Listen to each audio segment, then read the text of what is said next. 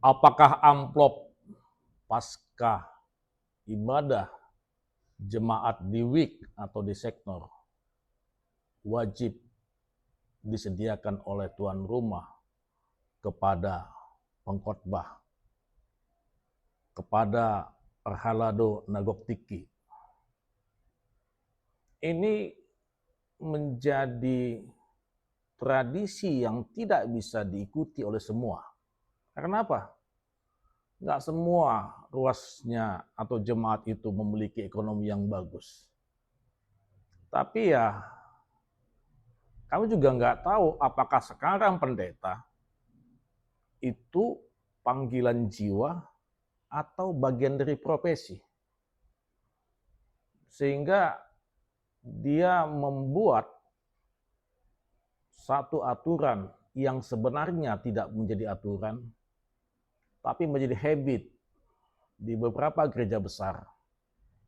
Pendeta menjadi pengkhotbah di rumah jemaat yang kaya dan mendapat amplop ketika dia mau pulang. Pertanyaan yang paling mendasar, apakah tugas itu harus dibarengi dengan amplop? Apakah bukan menjadi tugas rutinitas seorang pendeta memberi pelayanan khotbah di rumah jemaat ketika ada pertangyangan di WIKS tersebut? Ini yang menjadi kritik bagi kami. Karena apa? Pendeta sekarang sudah mapan, gajinya sudah besar. Masa setiap kegiatan dan tindakan dia harus ditutup dengan amplop?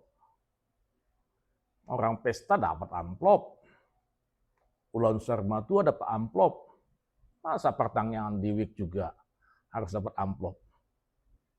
Apa lagi yang tidak dapat amplop dari seorang pendeta? Ayo, berikan komentarmu. Mungkin ini kritik pedas buat para pendeta yang mengatakan tugas panggilannya bekerja di ladang Tuhan.